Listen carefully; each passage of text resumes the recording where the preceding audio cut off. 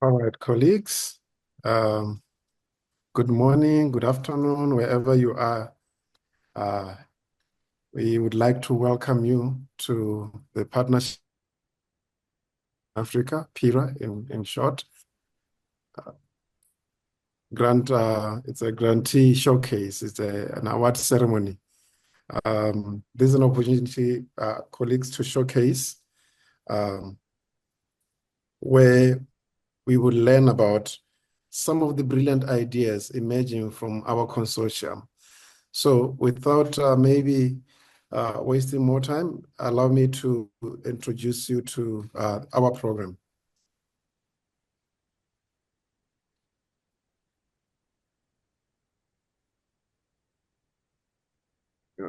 We will, first of all, we will start off with the welcome remarks from Professor Richard Mkamdawira, the Director of AAP Africa Office. And then we will do the housekeeping.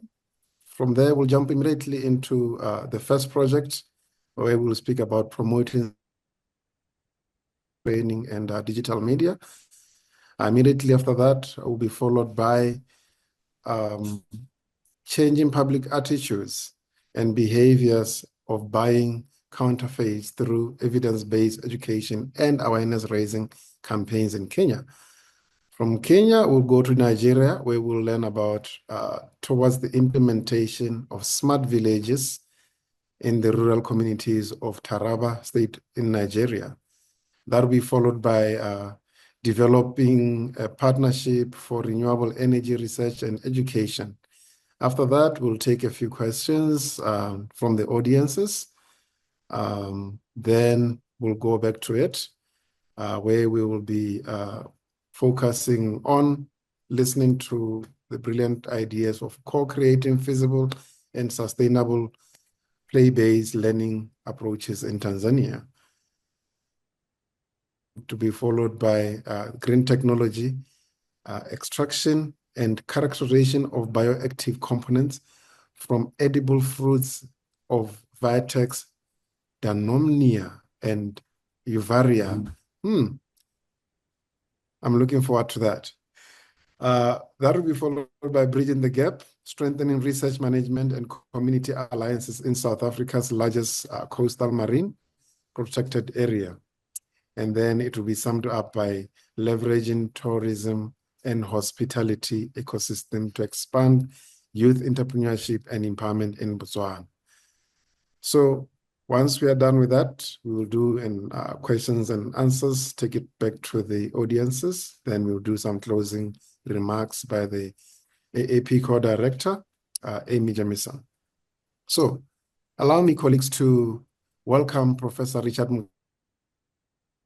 a few remarks. Prof. Well, thank you very much, Abraham. As I pointed out, my name is Richard Mkandawiri. I'm the Africa Director based in Lilongwe for the Alliance for African Partnership. Again, I want to join Abraham in welcoming colleagues from across the continent and also from the US. We're very excited to listen to these exciting presentations. I must actually confess that this is actually one of my favorite initiatives, partly because it has had major impacts on the ground. It has demonstrated positive development outcomes, and we consider the grants as really a basis for expanding networks among researchers, because AAP is premised on promoting, these mutually beneficial partnerships, and through collaborative research, there's been actually expanded networks of those participating in these, research initiatives. More importantly, I think all of us, particularly within the African context, we're moving towards more transdisciplinary research. And many of the grantees in the past have not been, around one subject, but on a subject that brings on board a range of, other researchers from other disciplines. But more than that, of course, we've seen scholarly work really coming out of, this support. We're very much hoping as we move into the future that either African governments or foundations or indeed even high net worth individuals will be looked at to support some of these projects because in many ways, more than one, these projects speak to the renewal of the continent, the renewal of Africa, and in a way, therefore, these initiatives are part of a contribution towards the Africa we want, as manifested in Agenda 2063 of the African Union.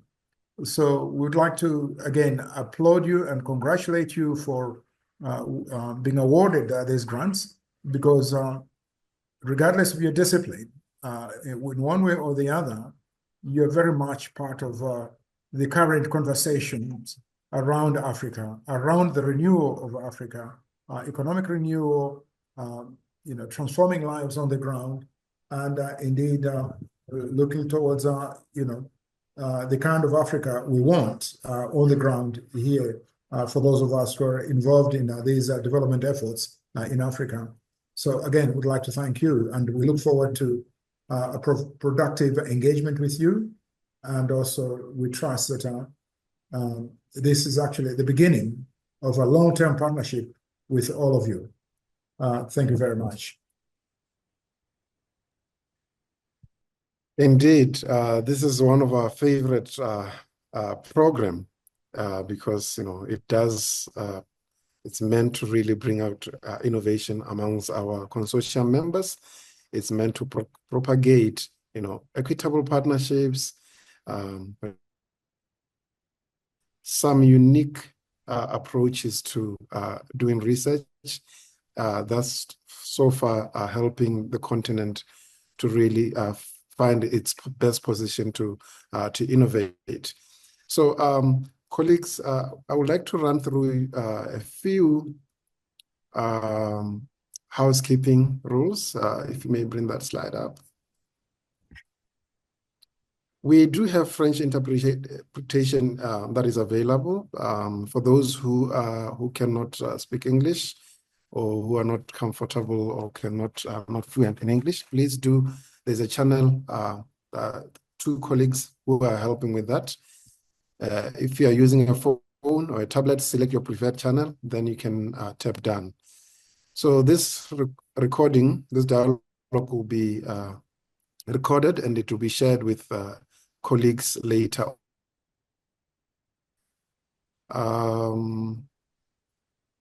Any next slide?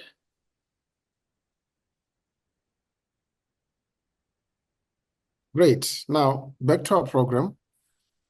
We are going to give all our presenters 3 minutes to give us, the brilliant idea, to share about what the idea is, and then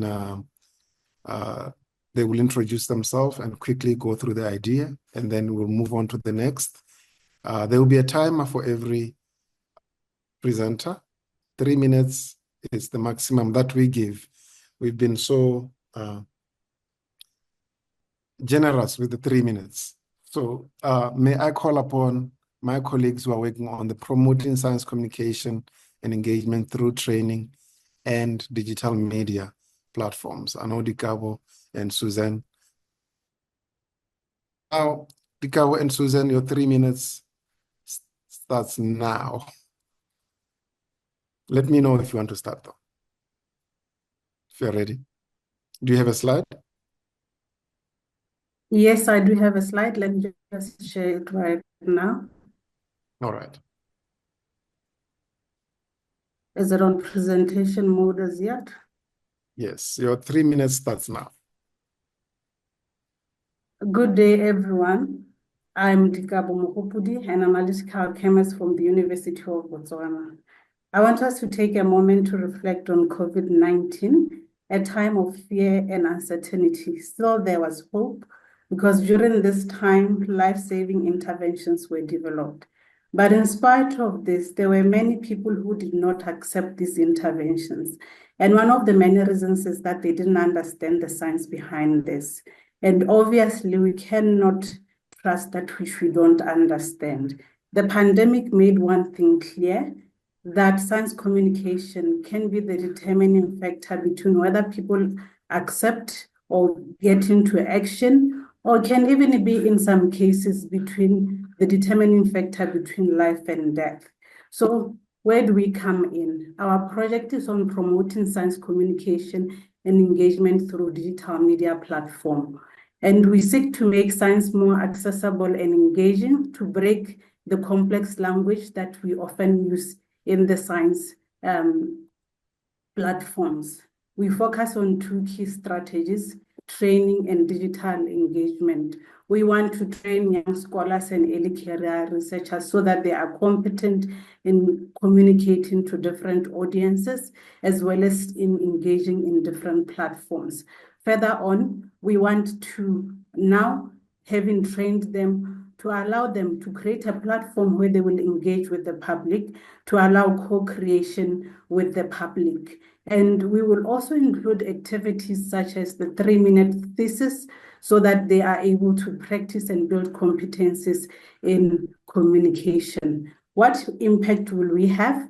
We want to have a network of scientists who are competent in engaging with science communicators, so that the public become more aware and become trusting of the science. And we also believe that this will not only lead to co-creation, but attract funders, because funders will support that which they understand, and policymakers will also develop policies based on what they understand. And obviously, we would need more partners, we would need you. So there are many people that we would want to partner with in this research. These are the team members. We've got Susie, we've got Misha, we've got Deboho, we've got Enox, we've got Professor Tai, and thank you so much, everyone. Thank you, Dikabo. You were left with 12 seconds though, but you've done well. Thank you so much. Our next presenter, our next project is going to be on changing public attitudes and behaviors of buying counterfeits through evidence-based education and awareness raising campaigns in Kenya.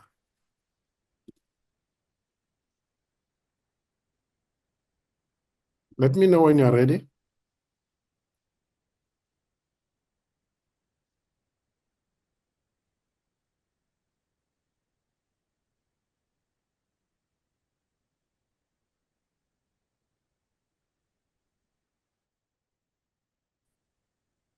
Let me know when you're ready so that we can start your timer.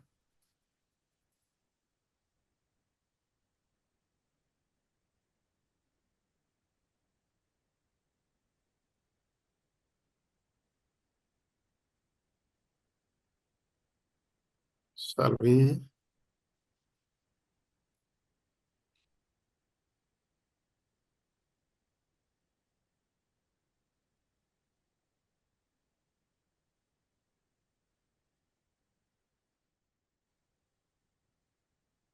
Do you need any help, any assistance? Oh, sorry. I had put up the presentation and I had not adjusted my mic. So I'm ready. Okay. All right. Sorry about that. So Your good 3 evening, minutes. good morning, everyone. Sorry. Go ahead. Your 3 minutes. Yeah, good evening, good morning, everyone who is here. My name is Robbie Kokio Cheng.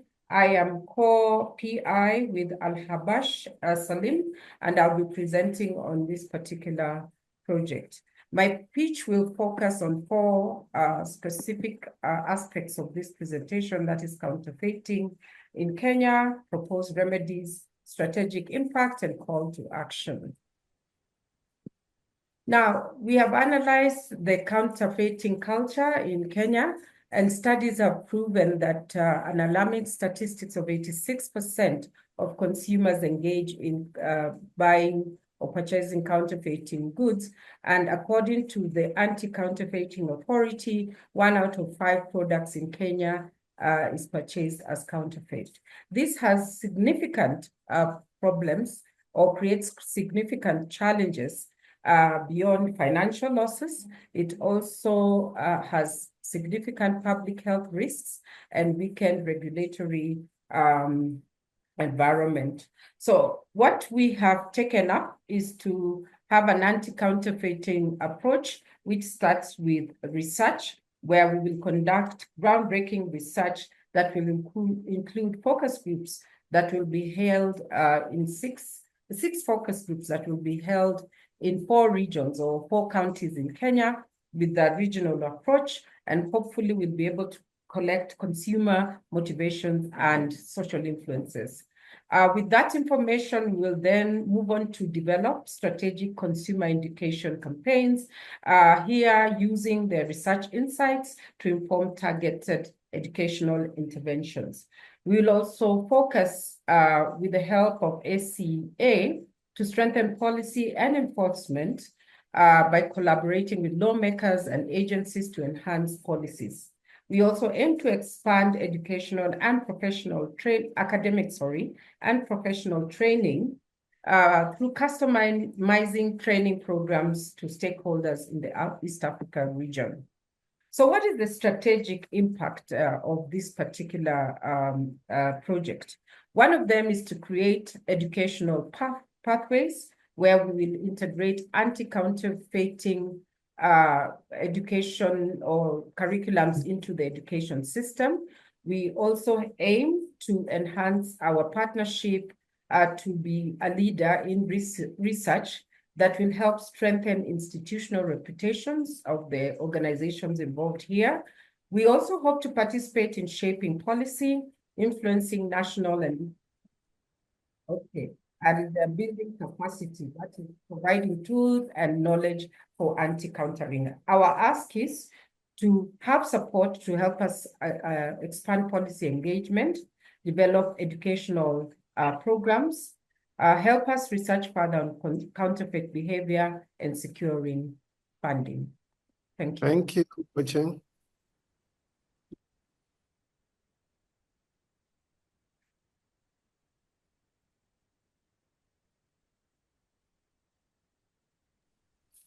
Thank you very much.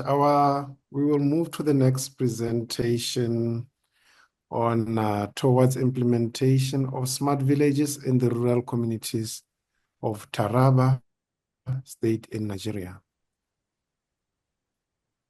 Taraba State is the 3rd largest landmass among the 36 states in Nigeria, and 75% of its land provides opportunity for arable farming and aquaculture. Agriculture is the primary source of income for Taraba State residents. However, Taraba State is not among the top 3 producers of most crops, and it is not among producers of key cash crops. Taraba State is the 2nd poorest in the country. It is also worth noting that this state has the lowest access to electricity at just 10.9%.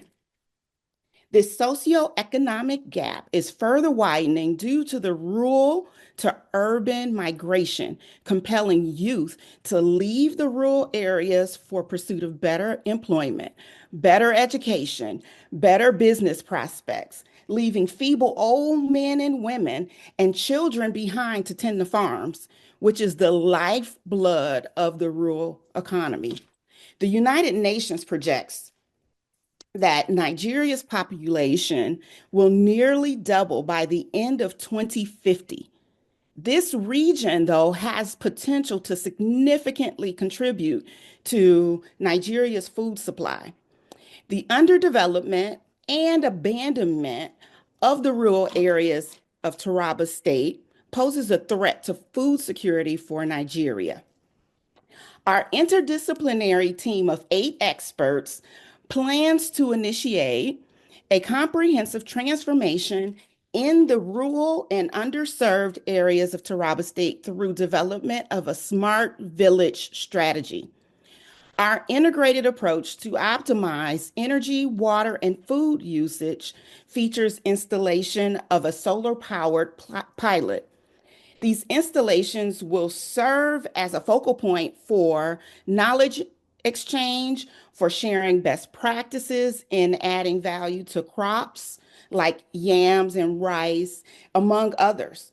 We will engage the local community and stakeholders to efficiently address future energy security and issues of local and circular economies through sustainable, independent, clean energy.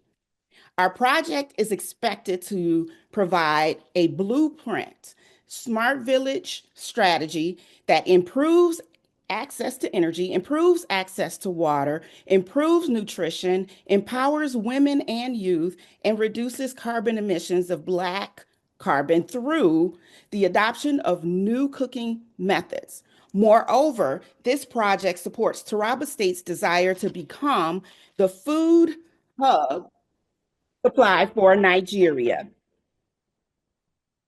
Join us as we aim to reduce the socioeconomic gap and better support rural farmers in Taraba State in becoming the hub of food in Nigeria. Thank you, Chanel. My pleasure. You are reminded that there will be a questions and answer session, please. But at the moment, you may type your questions in the question Q&A down below.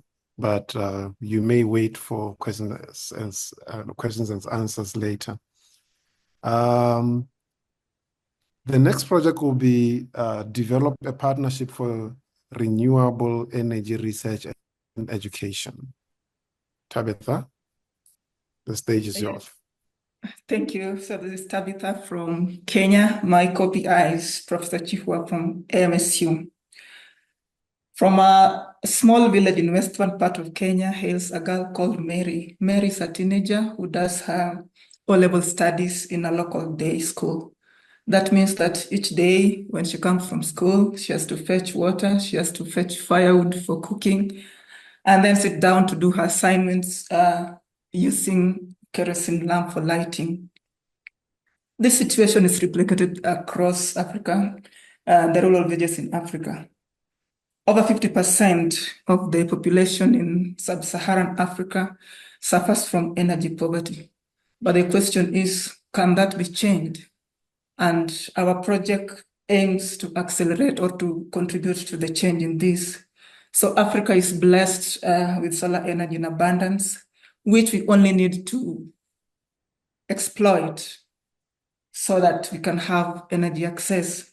Solar cells are devices that convert solar energy to electricity. These devices have evolved over time, and the efficiencies have also increased steadily. A current emerging solar cell, the perovskite solar cells, have shown very high efficiencies, but the commercialization of these devices is impeded by their poor stability. In any typical solar cell, there's a critical component that is the positive electrode, composed of transparent conductive oxides. These TCOs are usually deposited at high temperatures. The commonly used TCO or electrode is the ITO. The indium in there is scarce and expensive. Our project aims to produce an alternative to ITO. So we want to produce a TTO using tantalum. Tantalum is an abundant mineral in Kenya. So that way we'll reduce the cost of manufacture of solar cells by over 50%. Again, our project proposes to use a single beam ion source assisted magnetic sputtering for low temperature manufacture of solar cells. The ion beam enhances thin film growth at low temperatures. So the impact of our project one is the production of a novel electrode, which culminates in a reduced material cost for the manufacture of these devices. Secondly, it's a technology for low temperature manufacture of PV modules.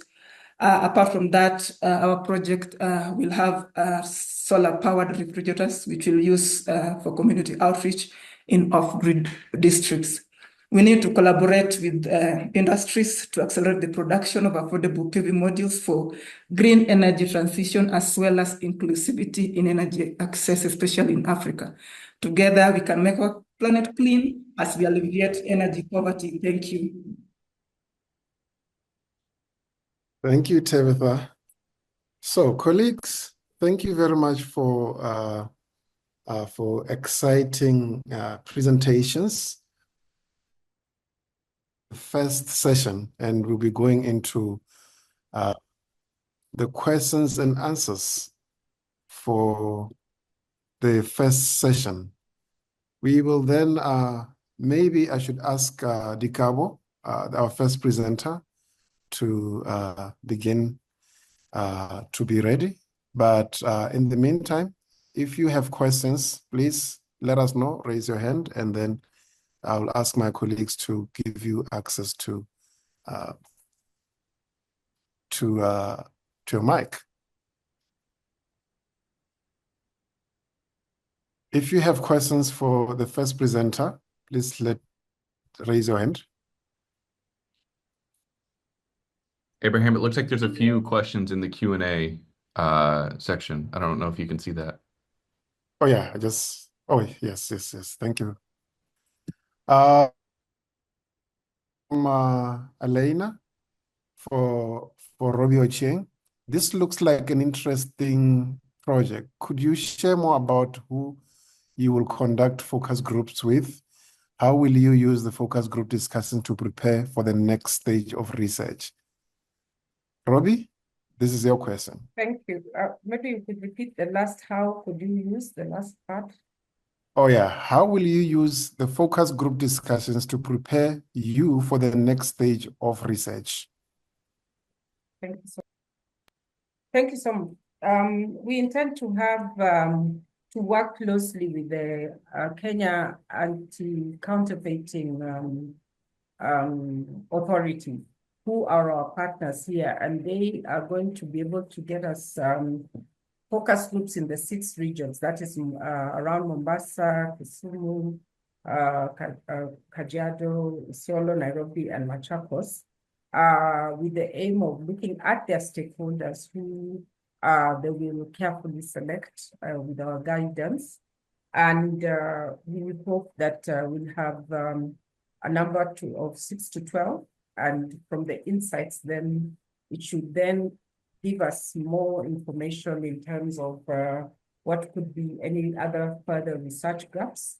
Maybe we can, in future, then think about what kind of key informants we might need to enhance some of the, to give us more insights into an in-depth understanding into the issues involved. So, of course, there's going to be a survey that should inform the FDG protocol, and then that should inform if there's need for key informants, because when it comes to message design, we will also need to have people who are experts in the areas of communication and advertising to enhance that, but still there'll be gaps that will further the research going forward. I hope I've answered that well. Thank you, Robbie. The next question is meant for Chanel. Chanel, there's a question from Jessica. On Taraba State, Nigeria project, the Millennial Villages project had at least one village in Kano or Kaduna State. Are there any lessons learned from that project that are informing this Smart Cities or States initiative? Also, what lessons learned are there from other solar power pilots in Nigeria? Chanel? Hello. Well, first of all, I am not familiar with the Millennium Villages project. However, thank you for that information. We will take a closer look at that and some of the other implementations. Our project stems from a prior project that we had, the Diverse Black Africa project, where we went out into the rural communities of Taraba State to talk to some of the residents there and find out what the needs were. And this is where all of our ideas stem from, but we will absolutely take a closer look at some of the existing projects in Nigeria. Thank you. Thank you very much. Another one from Jessica. This one is meant for Tabitha. On the solar cell project, it's amazing to promote production. In terms of future growth and exporting to neighbors, have you looked into any policies on export? For example, I know about 10 years ago, one barrier to solar in Niger was that it was considered a luxury good and therefore had a luxury tax on solar imports that made it too expensive for most consumers. Tabitha? Yes, thank you for that question. I would say that the policies varies from one country to the other, but generally, currently in African continent, most countries are giving incentives on solar energy products and solar energy production. So it's no longer like a luxury like it used to be before, but today it is what the countries are promoting solar energy uptake, given the situation, the energy situation in Africa, like in most parts, we don't have enough energy like electricity in most parts. So I will say that yes, we are going to get there. The policies are being revised over time. Let me talk of Kenya, where I come from. As of recently, there was an incentive on solar energy products and solar energy production, or on production of solar energy products. And then I think that is what I will say about that. Okay. Justin, please do keep time and let us know how we are doing on time. Now, what is the temperature that TCO needs to convert sunlight into useful electricity? Can it work when the weather is cloudy, no sun? Okay, TCO is a component of solar cells. So I talked of production of TCO at room temperature. Solar cells typically work optimally during the day when there's sunlight, because we need to convert the solar energy into electricity. So when it is cloudy, yes, the solar cells will still work, but the question is, are we producing the optimum energy that you can get?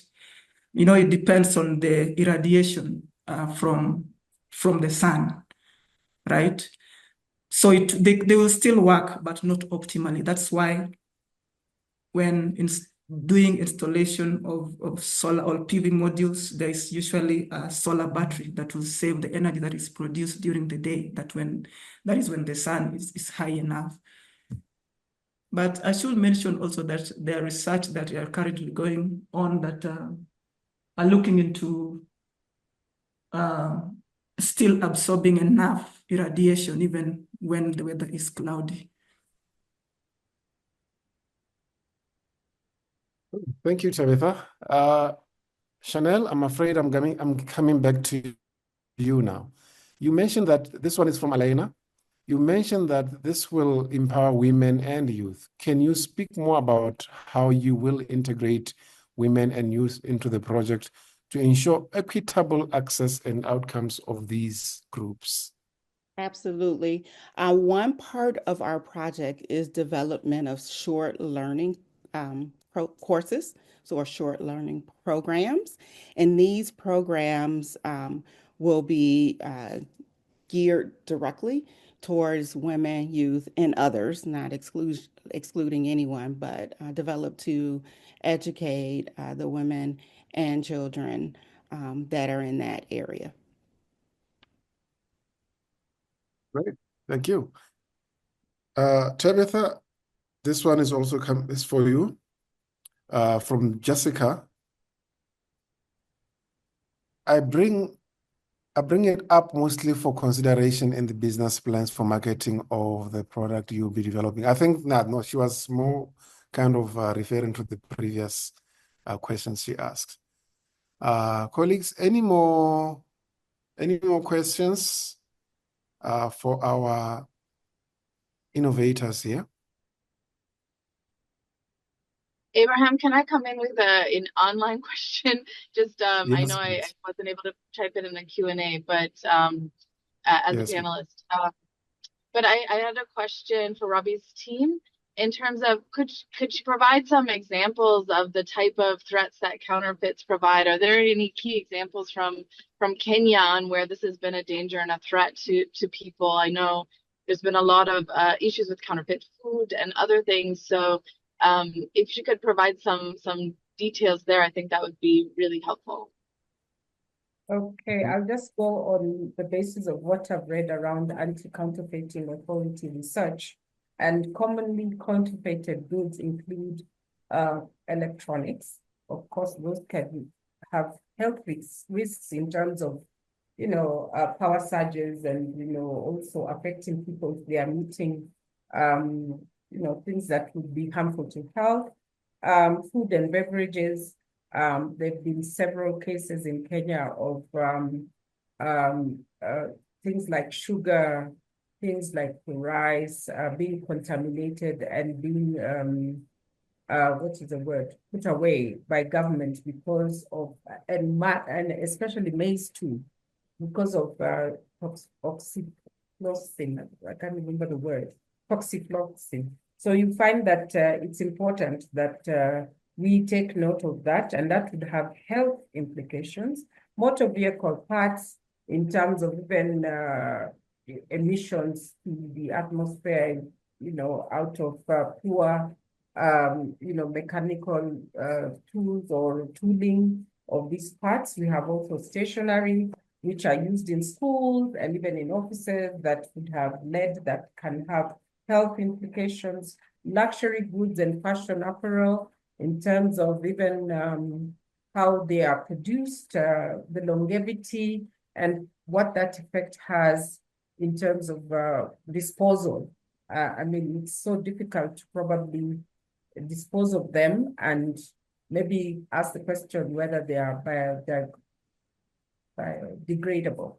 Then phones and computer accessories, of course, are known because if they are low quality, then you have so many issues around emissions that can lead to cancerous diseases, amongst others, just to mention a few. Wow, that's quite a broad range.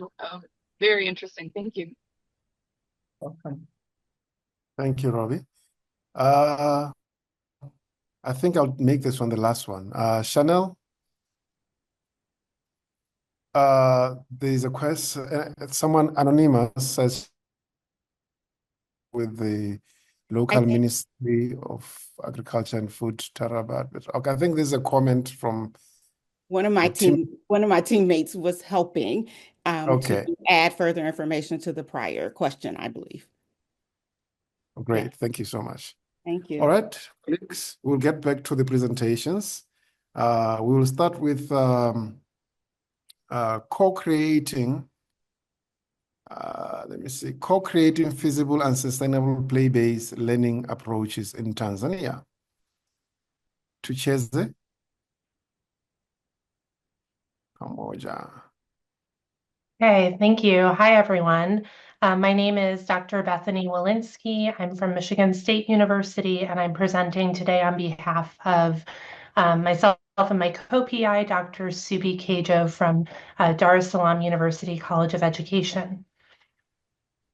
In Tanzania, the newly revised curriculum for pre-primary education emphasizes the use of child-centered approaches and in particular, play-based methods. Despite this, teachers have limited access to relevant professional development programs to support their understanding and ability to use play-based methods in their classrooms. We know young children learn best through playful activities, but teachers continue to use traditional lecture methods. To address this gap between policy and practice, we are co-creating with teachers a professional development program to support Tanzanian teachers in using play-based methods that are relevant to the context and curriculum in Tanzania. Instead of relying on solutions from the global north, we are working closely with Tanzanian pre-primary teachers to create feasible and contextually relevant play-based activities that help children develop the skills and competencies in the national curriculum. This project will be carried out through a partnership between MSU and DUCE, and also with support from faculty at Aga Khan University and the Open University of Tanzania. As such, the project is creating an opportunity to foster new connections and strengthen networks in the early childhood education community in Tanzania. The initial impact of this work will be on the 15 teachers we engage in creating and piloting the professional development program. We expect they will become master teachers who will not only use play-based methods in their classrooms, but will also train teachers in other schools. Throughout the project, we will work closely with government officials to ensure the program aligns with national goals and can be adopted nationally as a model professional development program for pre-primary teachers throughout Tanzania. Through our play-based learning digital hub, pictured here, we will also make the materials and resources we develop widely available for teachers, policymakers, and play advocates in Tanzania and similar contexts throughout the world. Funding from AAP will enable us to develop this professional training program for Tanzania, but we seek partners from across Africa who are interested in adapting the program for their own contexts. Join us as we transform learning, one playful moment at a time. Thank you. Thank you very much. Our next project will be green technology extraction and characterization of bioactive components from edible fruits of Vitex donania and Uvaria kamai. Colleagues?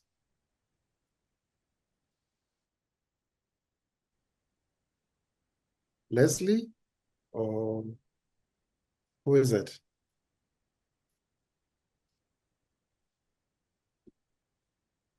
Do we have colleagues representing?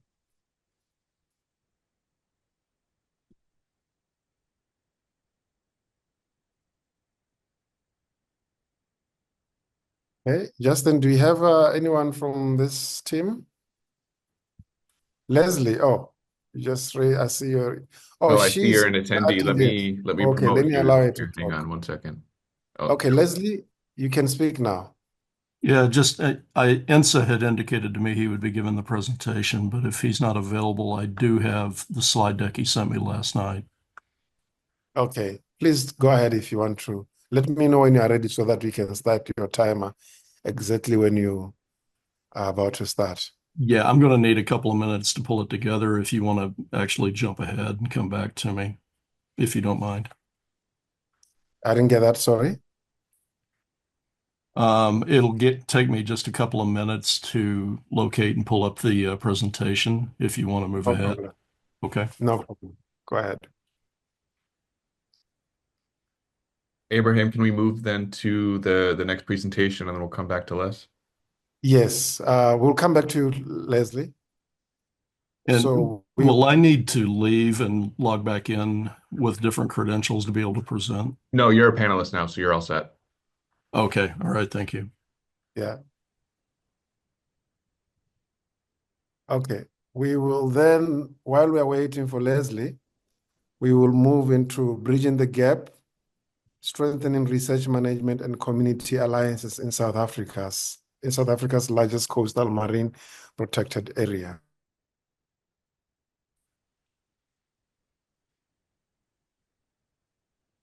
Hi, all right. I am just going to share my screen. Give me 1 second. Okay, Emma.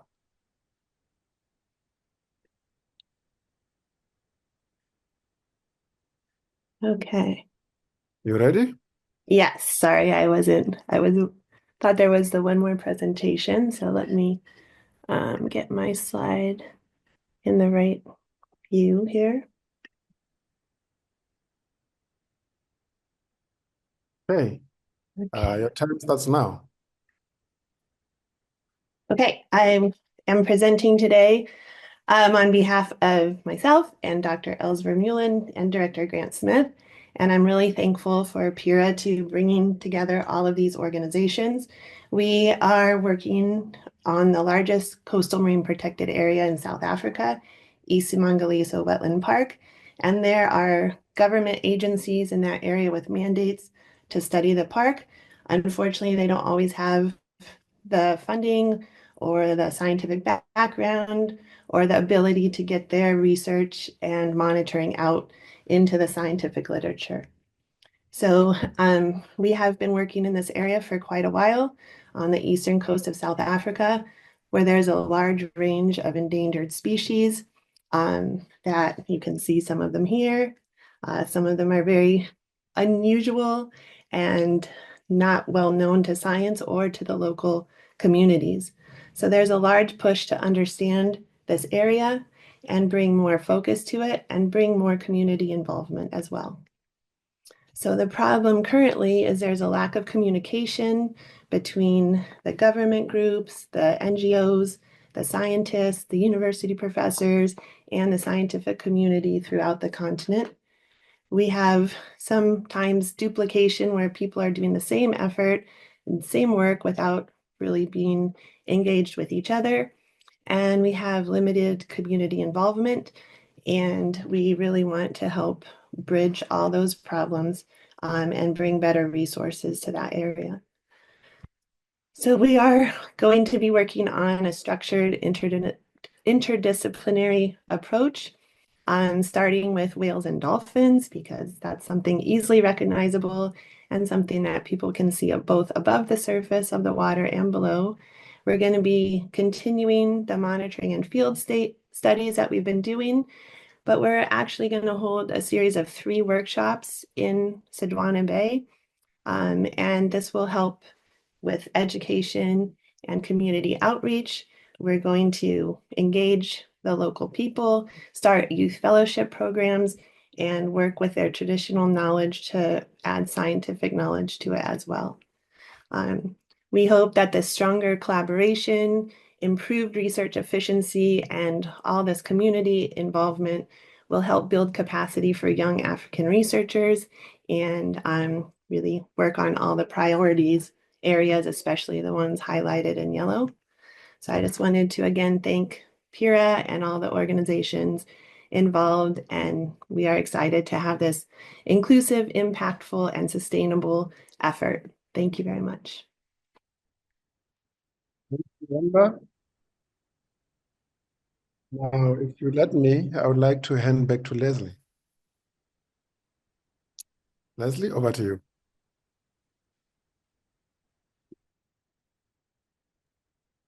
Just one moment. I don't see a share screen button on my setup. Let's see here. Let me just confirm, but you should have access.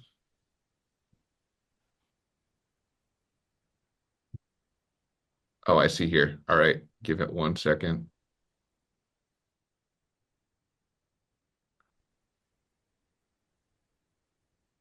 How about now? I should be back. Yep. Okay, great.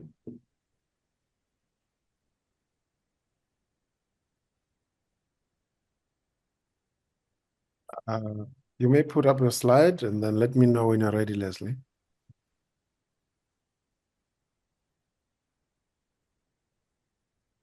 Okay. Let me get back to the beginning here.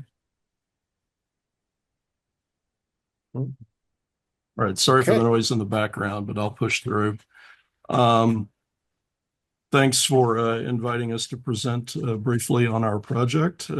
This project is going to use green technology extraction to characterize or to isolate and then characterize bioactive components from a couple of native fruits in Senegal, Vitex donania, which is the African black plum, and Varia chamae, which is a bush banana. The overall objective of this project is to determine the potential health effects and nutritional impacts of bioactive compounds extracted from these native plants, and to promote their consumption and incorporation into the diet to help address food security issues, particularly among the poorest of those living in Senegal and elsewhere in emerging economies. Insa Sek at Cheikh Anta Diop University in Dakar, Senegal, is the co-PI on this project, along with myself here at MSU. Food security, I think, as most of you know, is a considerable problem across sub-Saharan Africa in particular. In the case of Senegal, a significant proportion of the population face acute food insecurity. During the lean season in 2023, approximately 1.3 million persons faced acute food insecurity at that time.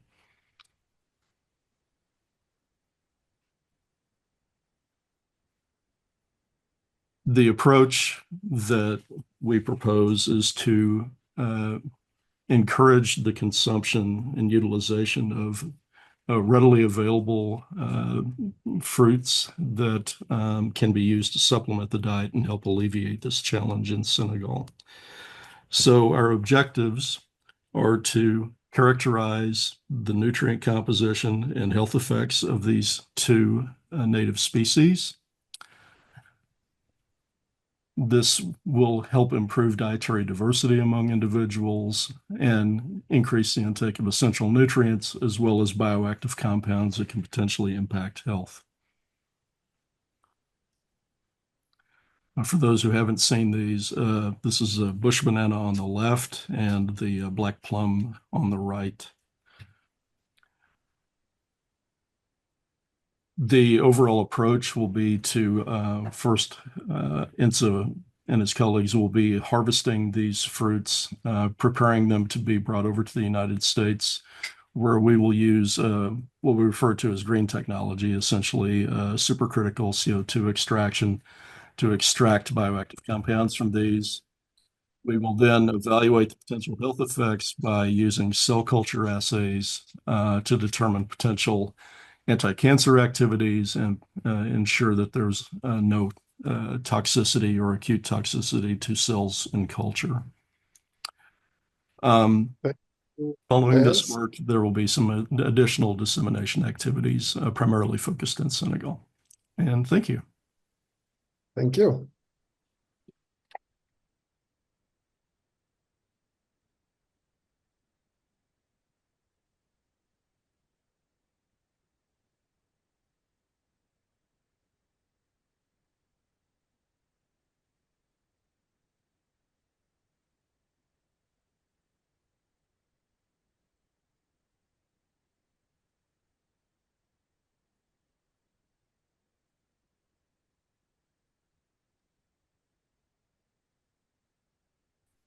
Monjori and Kath. Karthik, are you ready?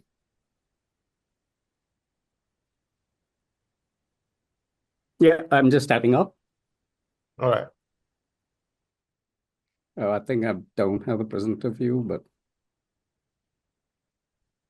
Right. yeah, let's just go through this anyway. So, hello, everybody. My name is Karthik Namswam, and I'm very pleased to be here working with Dr. Lenal from the University of Botswana, who is also a co-PI on this project. Essentially, we are focusing on entrepreneurship within the hospitality and tourism ecosystem. Tourism is a very important part of any economy, especially a country like Botswana. It has very low barriers to entry. It has a very high multiplier effect in the sense that $1 spent by a tourist in Botswana carries through about 3 times or 4 times. And so it kind of enhances the local economy quite dramatically. It provides about 10 to 15% of the local economy, the GDP, it contributes to that. And tourism also draws on and builds natural, cultural, and talent resources. So it's really considered to be an invisible export from a country. So adds to the foreign exchange earnings of a country and helps it to kind of strengthen its economy. It's a vital piece of any economic economy of any country. Our the government of Botswana has been fairly kind of looking at broadening the tourism base from its enclave-based tourism to adding more mid-range opportunities for tourism. And so all of these things will help us kind of look through the project. The unemployment rate in Botswana is approximately 34% in the age group of 15 to 35 years. And this was in 2023, according to Afrobarometer. And there's similar challenges of youth unemployment across the SADC region. So we believe that entrepreneurship can be a very powerful motivating force, a powerful way of increasing the employment ratio within the country. And so we are looking at the ecosystem that supports entrepreneurship. Some very strong examples are Silicon Valley and Detroit, where we have a very strong ecosystem that supports high-tech motors and information technology. So our project really looks at describing the entrepreneurial ecosystem at the micro, meso, and macro levels. We want to identify the gaps in that ecosystem and develop entrepreneurship training and policy recommendations as we go forward. The outcomes are to strengthen the entrepreneurial ecosystem within Botswana initially. We want to develop pedagogical practices that will support entrepreneurship and develop takeaways for wider SADC adoption. Thank you. Thank you, Karthik. Colleagues, we have come to the end of our presentations. Now we will go to questions and answers. Let me jump onto the first ones. There's one from, this one is based on the previous presentations by Aaron. I don't know if I should include it now or later. Justin? We are actually, we're ahead on time, so I'll leave it to you. Okay. To the counterfeit by Aaron. Regarding whether there were policy or negative impacts to discourage the practice while educating and informing consumers, were there negative and impacts, okay, let me rephrase. Regarding whether there were policy or negative impacts to discourage the practice while educating and informing consumers. So this is a question to Robbie, I believe. Okay, it's not very clear, but probably what I would say, Kenya has an anti-counterfeiting authority that has been based, I think, under the trade ministry, I hope I'm right, but that because the ministries keep changing. But the idea is to kind of make people aware that there are products that are of low quality and standard, and therefore they should be able to kind of identify the difference or not participate or uptake the use of counterfeiting products. So there are existing policies, that's why we even have an agency. But I think this research aims at focusing more on communication, let's say public awareness and visibility strategies that will help people become, a bit conscious about what is counterfeit, what isn't, and not to uptake the purchase of the same. I hope I've answered that. And maybe I can add. Salim, please go ahead. Yeah, maybe Yes. I can chime in. I think this is a very important question because in the past few decades, most of the work in anti-counterfeiting has been focused on the investigations and law enforcement, which often happens as a partnership between law enforcement, government, as well as the brands themselves. And there are great variabilities across countries as to how enforcement happens. So there are challenges existing within that regard. However, the situation that we have today is there has been sort of an exponential growth in the availability of counterfeit products in the supply chain, primarily due to the availability of e-commerce and social commerce platforms that have facilitated the prevalence of third-party sellers who are able to infiltrate very easily the supply chain and provide products in nearly every category. We're talking not just in luxury and apparel, but food, medications, but also airplane parts, airbags, auto parts, and you name it. So we're at a point now where the stopping of this problem cannot simply happen through dedicated law enforcement. Primarily, the resources in any country, including those in the United States, are not enough to counter this particular problem. This is why, on a global level, there has been a move in the past 5 years to try and think through approaches of educating consumers because they are part and parcel of this sort of ecosystem. They represent the demand side for counterfeit products. So the thinking is if we educate consumers about the dangers of counterfeiting, then the consumers would think twice before actually engaging in such risky behaviors. Okay, thank you for that answer, Salim. We'll get on to the next question by Amaka. She's actually, he or she saying actually, awesome research on play-based learning. I need clarifications on how you plan to co-create the PBL. Will you be adapting any guideline? What approach will you be employing to co-create the PBL? And what is the rationale for choosing pre-primary school? I think this one goes to the play-based learning. Tim. Yeah, thanks for that question. The rationale for doing this work at the pre-primary level is because in Tanzania, that's the policy states that in pre-primary, teachers are required to use play-based methods. We also think from a practical standpoint, it's, we think kids of all ages should be playing, and ideally teachers at all levels will be incorporating play-based methods, but it's a little bit easier to start with younger children. And then we hope once we develop a model for this, even early grades primary teachers might see how they could incorporate play into their teaching practice.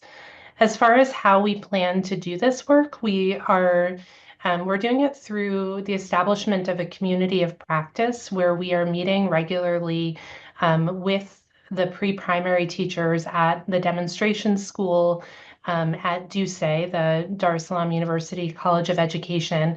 And so working together with those teachers, we, the experts, have developed a series of 8 different modules that will help them build their understanding of play-based learning and serve as a launch point for discussions about what play-based learning is and what it can look like feasibly in Tanzanian pre-primary classrooms. So the idea is that we work together through this series of 8 modules and have discussions. And then in June, we'll have a workshop with the teachers to create additional play-based learning activities and really put together this professional development workshop, which will then pilot with other teachers in Tanzania. Thanks for the question. Yes, while you're at it, Bethany, Aaron also asked a question. He said, Bethany, is there any plan to make sure that parents, not only teachers, see the benefits from play-based education if their children have a dramatically different experience than themselves? they may be skeptical? Yeah, this is another great question, and I'm so happy these questions are being asked. This is something that we're thinking about. Even in the US, many adults can only remember, if you try to think about your education, you probably remember sitting at a desk writing something down. And so there is a need to help parents understand what their children are doing in the classroom so that they'll value the learning that's happening through play. And not just see play as something extra or a distraction from kind of the real work of school. So yes, we absolutely have a plan to work with teachers about how they can involve parents in the creation of play materials and how they can help parents understand children's learning through play. And we do also have plans for dissemination workshops and creating materials that can support parent and community member understanding of play-based learning. Thank you. Yeah, Jessica, for you as well. Thinking about the research that found that children learn the best through play-based learning, where was most of that research conducted? Was it equally from the global north or global south? Thanks, Jessica. This is another really great question. And most of that research is from the global north. And so this is something that we see as problematic, just as the ideas for how teachers should be incorporating play into their classrooms typically emanate from the global north, where conditions and resources are obviously very different. So to address this, part of our goal in this project is to actually generate evidence about learning through play. So as we work with teachers to develop play-based activities, we are bringing in measurement experts folks who know how to measure what kids are learning through play. And so we're hoping that part of this project is to develop a body of evidence that shows that Tanzanian children also learn through play. Thank you. Thank you. And Amber, I have a question from Aaron for you. Say, Amber, is there any idea how many conservation groups work in the area? Conservation, rather. Is there any idea how many conservation groups work in the area and whether there have been attempts to increase better coordination or communication, and what would help? Amber? Yes, thank you so much for the question. So this is a UNESCO World Heritage Site and a marine protected area within South Africa. It's 150 kilometers along the coastline that goes 70 miles out to sea, I guess. So there are a lot of groups that are doing research there, like Global Finprint, working on the sharks. There's whale groups in the area as well. And there's the government agencies that are mandated to document and sustain the biodiversity. I think we also have user groups in the area that have some conservation side to it, like ecotourism. There's a large amount of scuba divers that are there, and most of them, are coming to understand and appreciate the biodiversity, but also interested in saving it. There's a lot of interns that come to the NGO that works there and do conservation-based projects, including a lot of Michigan State students. And so we're using, University of Pretoria, Michigan State, and this NGO to work together to try and develop some of the trust and cooperation and shared vision that we need to really pull all of this together. And thanks for the question. Thank you, Amber. And a comment and a question from Aaron. Leslie, fantastic job stepping in and explaining the project. It sounds like the true impact of the project depends on positive result of the extracts. Are there different outcomes depending on those findings, Leslie? Sure. Okay, thanks for the question. There's, by my understanding, I guess I would say there's very little known about the potential health effects of either of these native plants. There have been anecdotal reports of potential health impacts of both, and certain components of these are apparently used in local practices as medicines. That said, the extraction and assessment that we'll be doing will really help build a base of knowledge around potential health effects of extracts of these compounds. We're primarily focused on polyphenolic compounds such as phenolic acids, flavonoids, et cetera, that commonly would be associated with antioxidant activity and potential anti-cancer activity. So we'll be assessing the effects of those extracts on human colon cancer cell lines in vitro here. And then also in the same model, we can look at potential cytotoxicity if there are any acute toxic effects, which obviously, if we found that, would be something that would be considered negative. Beyond that, I see there's another question right after it, if you don't mind me jumping ahead about Yes, question please. about utilization of these in the current diet. I have to confess, Senegal is one country I've not had the pleasure of visiting yet, so I can't tell you from my own experience how these are utilized. My understanding from INSA is that these plants are pretty widespread throughout the country. They grow wild. There is limited, if any, commercial production of any products from both of these commodities, which is partly why they're of interest. Both their availability as a potential opportunity to help balance the diet, if you will, during leaner times, but also an opportunity to look at practices that may be effective in developing products, making these products a little bit more sustainable, or through preservation or extraction of the bioactive compounds to help extend their utility beyond just growing season.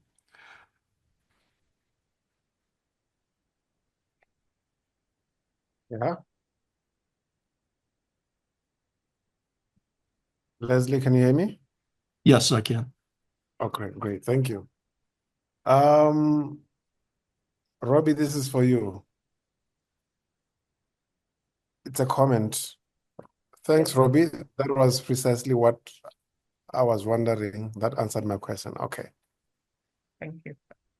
Gladys is asking, characterization of the nutrient components on the fruits is a great idea. How do you plan to convince the local communities where they are growing to use them to counter food insecurities? I think this is for Leslie. Yeah, I think that's back to me. Really, I think the aim for the dissemination from this work would be to really try and raise awareness of the potential health effects of these foods that are available, for wild harvest for persons in food insecure areas. The characterization work that we would do would also look at vitamin content, which these fruits would be expected to be fairly rich sources of vitamins, such as vitamin A, vitamin C. But also we'll look at their potential contribution from the standpoint of protein and other essential nutrients as a potential adjunct to the diet for persons who are food insecure in Senegal. As far as dissemination and actually increasing practice, that's a journey that will take quite some time based on what we find from the initial results. But really, I think the initial steps are about raising awareness, particularly in those local communities. Okay, great. We have another question from Aaron for Kathik. Kathik, are there any entrepreneurial projects that are currently looking for support that you can work with right away? Or would you be looking to build a network through universities and local commerce activities? Kathik? Thank you for the question. I think at the outset, we would like to collect data on the current state of the ecosystem, so to understand how the different participants in the entrepreneurship kind of ecosystem for hospitality and tourism function. So we'd like to use the data as a way of identifying any gaps in that ecosystem and to be able to provide policy and practical network solutions to strengthening the support for entrepreneurs in hospitality and tourism within Botswana. Of course, this would include, we are working with the University of Botswana and we'll continue to work with other universities to see how they participate in the entrepreneurial journey, if you will, of an individual within Botswana, and how local participants who are already in this space can support the entrepreneurship journey. So our real scope of work initially would be to identify the baseline data to figure out how well the ecosystem is working and supporting the entrepreneur, and then to build on those data to suggest ways of improving and to deepen the impact of these services to entrepreneurs and to strengthen entrepreneurship within the hospitality and tourism sector in Botswana. Our ultimate aim is to be able to develop educational programs or modules that will support entrepreneurship suitable to Botswana, and to be able to take lessons from our work there to transfer to other SADC region countries, because most of them are facing the same kinds of challenges in setting up an entrepreneurial ecosystem. So that, I think, would be where we are focused. Thank you, Karthik. Thank you. I think this one is a comment. Co-creating is through community of practice, facilitating their learning through discussions and not only imposing. I suspect this could be for Bethany. Yeah, I think this is my co-PI, Dr. Kejo, just weighing in response to one of the questions previously. Oh, great, thank you. Same with, I think, the next comment about involving parents. Okay, yes. So I'll omit this one. I agree with Kejo. This is from Amaka. I agree with Kejo to involve parents, since research has shown that research on parental belief is lacking. Okay, I think it's just a comment. Now, this one is also for you, Bethany. Thanks for the response. I love that you'll be working to build new evidence from within Tanzania. I'm always sensitive to language that eschews research from the global north, whereas I like to think of it more as a starting point or insights that have relevance, always being open to local context, completely flipping my own understanding on its head. Thank you, Jessica, for that comment. The other one is from Pearl. Given the seasonality of local foods like bush bananas, how will availability throughout the year be ensured if these are not supported? These are not to support food security. I think this one goes to Leslie. Yeah, I can take a stab at this. I think clearly for both of these commodities, and given the seasonality, which again I've not worked in Senegal, so I don't know how seasonality of these fruits compares to where the need is. But some pretty basic food preservation technologies should be fairly effective and amenable to these commodities. In the case of banana, simply drying could be one approach that I suspect probably is already done, but perhaps not on a wide scale. For the plums, I understand that making jams or jellies as a way to preserve those products is an option that is done somewhat locally. So there are options. The supercritical fluid extraction approach that we'd be using to concentrate the bioactives isn't going to address the food security issue. It really is a method to enrich those bioactive compounds so we can assess their potential health effects. But those technologies could potentially be used in tandem to help address this incrementally.